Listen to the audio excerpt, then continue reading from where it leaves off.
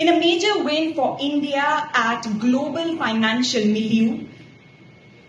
Senior IS officer Vivek Aggarwal has become the first Indian to have been elected as the Vice President of the Financial Action Task Force, the principal global platform that influences decision-making about strengthening of global financial platforms, curbs on counter-terrorism and money laundering, and serves as a benchmark for countries across the globe to shape policies in the domain. Now, while the FATF Vice President does not have any unilateral powers to take decisions, the Vice President works closely with the President to decide on what discussions to take up, set up priorities, and also the day-to-day decisions of the body. Now, while this election of Vivek Aggarwal is being welcomed throughout the country, it has also led to demands emerging from across the country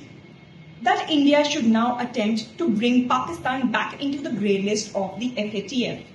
It is to be noted that Pakistan was in fact in the grey list of the FATF for at least 3 times before, but in October 2022, it had exited the grey list after, in a bid to comply with the FATF's requirements, it implemented a dual action plan making 34 commitments. Now, demanding that there should be efforts to bring in Pakistan back into the grey list, All India Majlis-e-Ittihadul Muslimin Chief and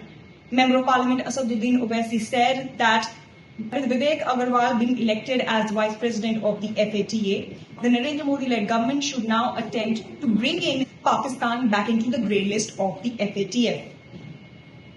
Owaisi also said that in fact the Resistance Front, which is the latest big terror organization that has been blamed for terror attacks in India, should also be brought under the list of banned terror organizations of the United Nations. In fact, Owaisi went on to say that while the TRF has been included in the US listing, it was of no use,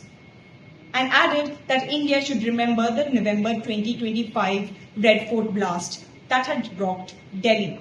Now, the FATF serves as the biggest financial governance platform at the international level, and while it cannot issue directions or orders to sovereign nations,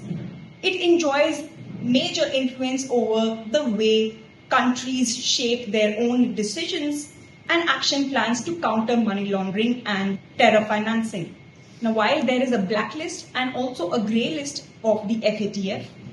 so far only 3 countries continue to be in the blacklist, namely Iran,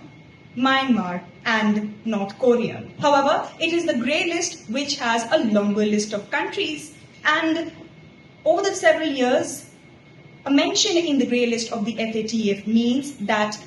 other countries have shunned their own organizations, banks, and companies from making transactions with these countries that have made it to the grey list of the FATF. Now, with India now set to gain a major voice at the FATF, voices across the country, including from bureaucracy, the political class, and commentators, are hoping that it will also give India a major leverage in shaping the decisions that the body will take in the domain of terror financing and anti-money laundering. We keep tracking this major development emerging from the global financial milieu. This is Vivek Aggarwal reporting from New Delhi for India Abroad.